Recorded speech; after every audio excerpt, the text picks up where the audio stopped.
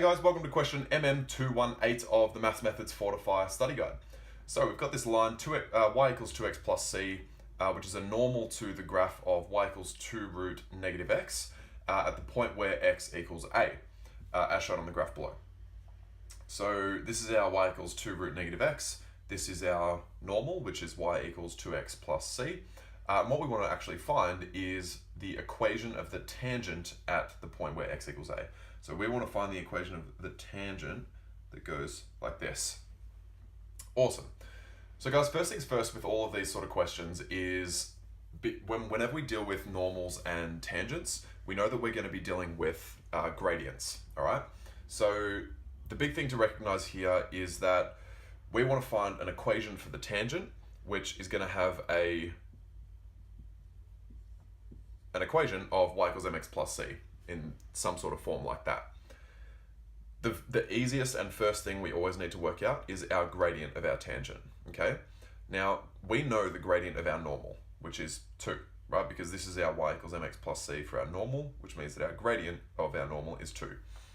According to our perpendicular rule, a normal is perpendicular to a tangent, which means that the gradient of the tangent is the negative reciprocal of the gradient of the normal.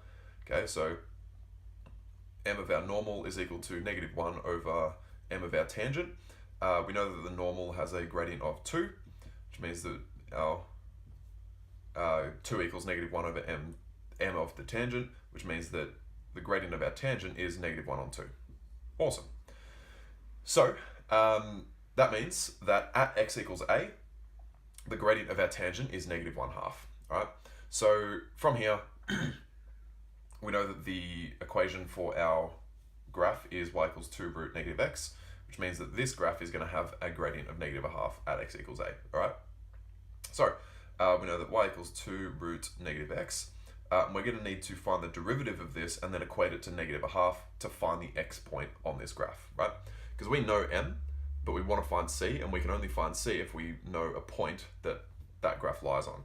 So that's what we're trying to find at the moment. So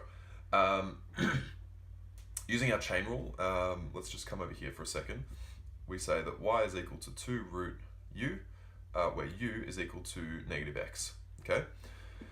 From here, we can say that dy dx is equal to the derivative of this, which is 1 over root u, times the derivative of this, which is negative 1. So our derivative is negative 1 over root u, which is root negative x. Awesome. So from here, we can equate our gradient. So we know that the gradient is negative 1/2, and the gradient function is negative 1 over root negative x. So we can simply sub that in now. So that means that negative 1/2, so therefore, negative 1/2 equals negative 1 over root negative x. Cross multiplying, we get negative root negative x. So multiplying that up there and then multiplying this 2 over here, we get negative 2. These negatives can cancel, so we get root negative x equals 2. Squaring both sides, we get negative x equals 4, and then we can swap the negative and get x equals negative 4.